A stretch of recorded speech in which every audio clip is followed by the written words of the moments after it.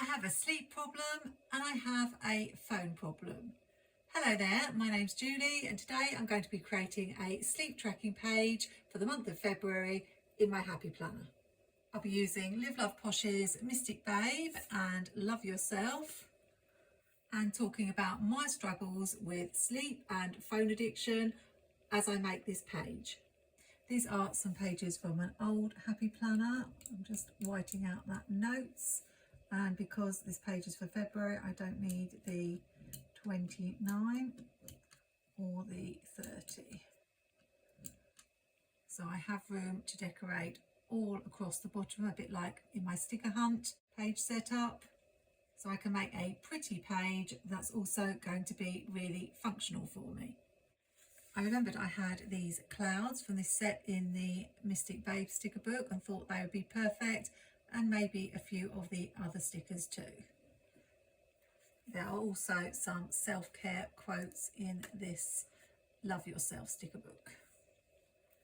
I decided not to have a word of the year this year, and instead I'm setting myself a goal each month, and for February my goal revolves around sleep. I've actually been a night owl for as long as I can remember. I don't know if it's a family thing. My mum is a night owl, definitely. But I've definitely never been a morning person, and it always takes me a while to get going. But by late afternoon, early evening, that's when I feel I'm hitting my peak. I really enjoy the evenings, and I'm probably just getting started on projects when everybody else in the country is heading off for bed. I definitely consider myself to be not a normal person in a lot of ways, but I do know there are people out there who are like me and maybe share similar struggles. When I was working as a primary school teacher, that's 5 to 7 year olds for those of you who are in the US, I'd usually go to bed around 1:30, even as late as 2. I was a complete workaholic, and if you know any teachers, it's a really hard job with never-ending paperwork, and I was never on top of it, so I always had to work really hard and really late just to keep my head above the water. Then I'd get up around 7 in the morning for work. Looking back, I don't know how I managed to do it. Obviously, I was a bit younger and a lot more active then. But I generally use the weekends to catch up on the sleep I lost. Sometimes getting up really late, sometimes just having long naps. Being British, I have to have a cup of tea. It's the answer to all our problems. The one big thing that happens when you leave a job and become either self-employed or work from home or work part-time is that you completely lose any sort of structure. I thought going to bed at those times was really bad when I was teaching, but since I've left teaching, it's got a lot worse. I did have a mobile phone when I was teaching, but it was a fairly basic mobile phone. I certainly don't remember spending any time doom scrolling. I wasn't on Facebook, Instagram, YouTube, anything like that. So it wasn't a distraction. But now I have that in my life and it has got way out of hand. I've got into the really bad habit of taking my phone to bed with me. I start scrolling. I go from Instagram to Facebook to YouTube to Googling to find out something. And before I know it, hours have gone by and it's really late. Some nights, and I'm being completely honest here, I don't go to bed until 3 or even 4 in the morning.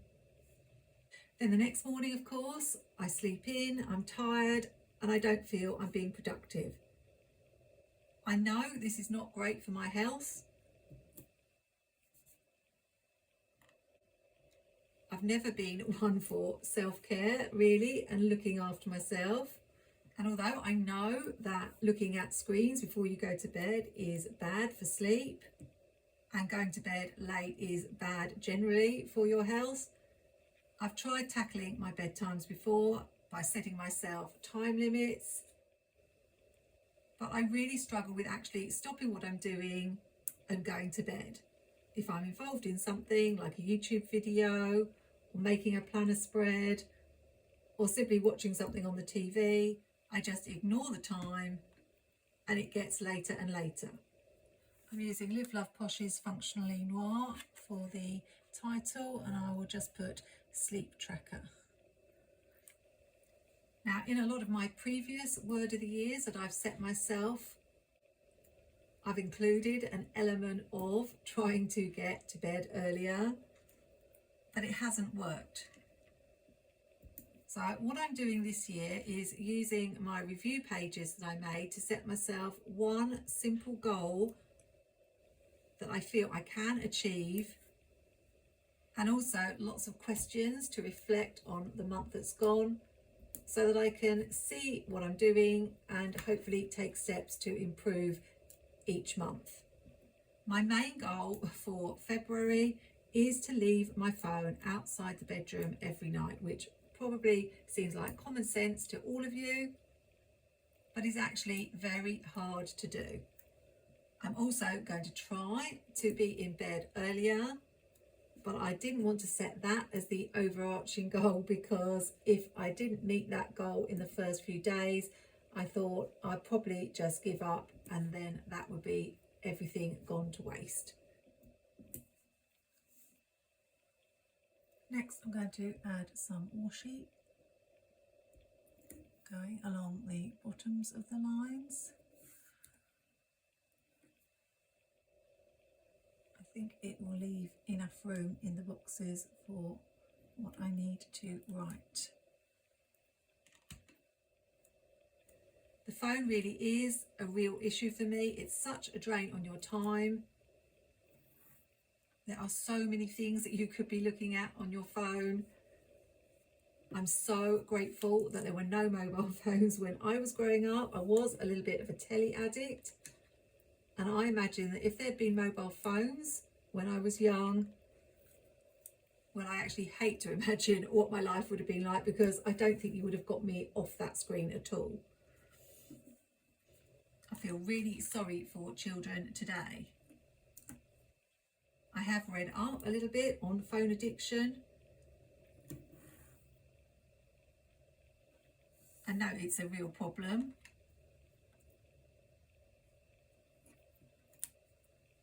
But knowing it and acting upon it are two different things. That brings me on to why I'm making this page, because as well as tracking whether I actually manage to leave the phone outside my bedroom every night, I also want to have a record of some details about my sleep. I'm very blessed because I actually love sleep, so it actually makes no sense that I put off going to bed. I'm not in a position like my mum, who is in a lot of pain with her arthritis, and I know there are a lot of people out there who struggle to sleep because it's just a horrible experience for them. I actually like being in bed. Generally, I'm comfortable, nice and cozy, all snuggled up, so it really doesn't make sense me putting off going to bed. I didn't like how that was overlapping those stickers, so I'm going to try and see if I can peel them up and put the washi underneath.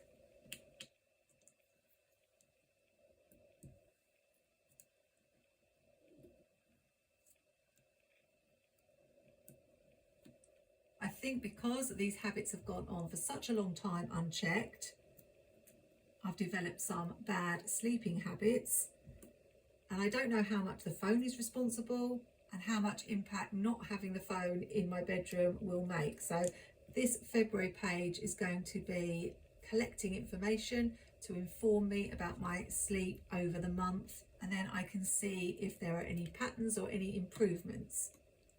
I'm not using any apps or smartwatches or technology. I certainly don't want to have anything that means I leave my phone in the room. So it's going to be quite rough data, but hopefully useful. And of course, if it looks pretty, that motivates me to use it as well. It's a little bit bare at the top, so I'm just going to see if I can find a couple more stickers to add.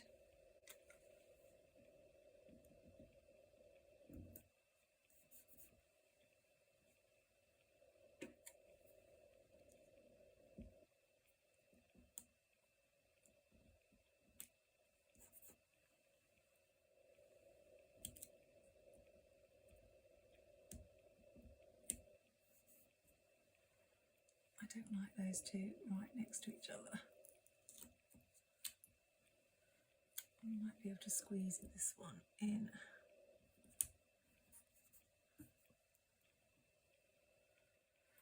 And I think those pages are done. For the 5 different things that I'm tracking, I've chosen 5 Mr. Pen highlighters to draw lines on all the boxes. Normally I use a ruler when drawing lines, but I'm going to just do this freehand. The categories that I am going to track are what time I went to bed, roughly how quickly I fell asleep, because I have been having nights where I just toss and turn, and it's a real struggle. Whereas when I worked, I always used to go to sleep as soon as my head touched the pillow. But probably looking back, that's because I'd been working all day, moving around. I was surviving on 5 hours sleep. So no wonder I went to sleep straight away. I was probably pretty shattered.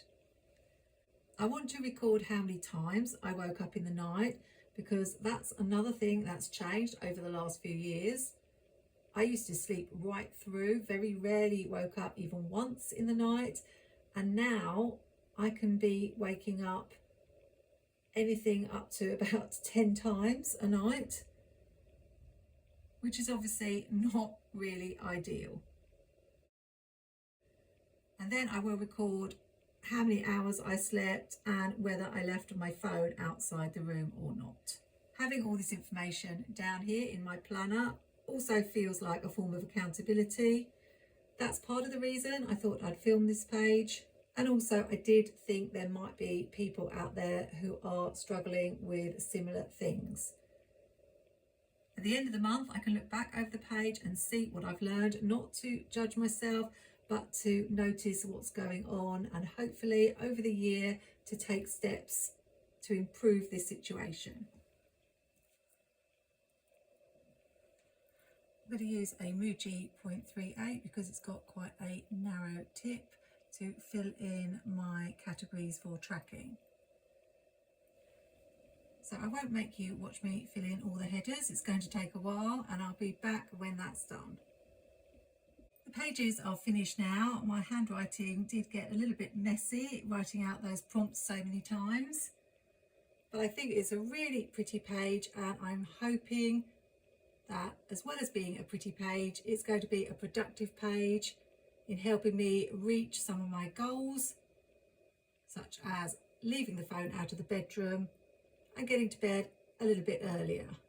I'll be very interested to see whether as the month progresses, I'm getting more hours sleep and waking up less in the night. Hopefully setting these small monthly goals will be more beneficial to me than having the word of the year, but I can only give it a try. Better to try and fail than to not try at all, I think.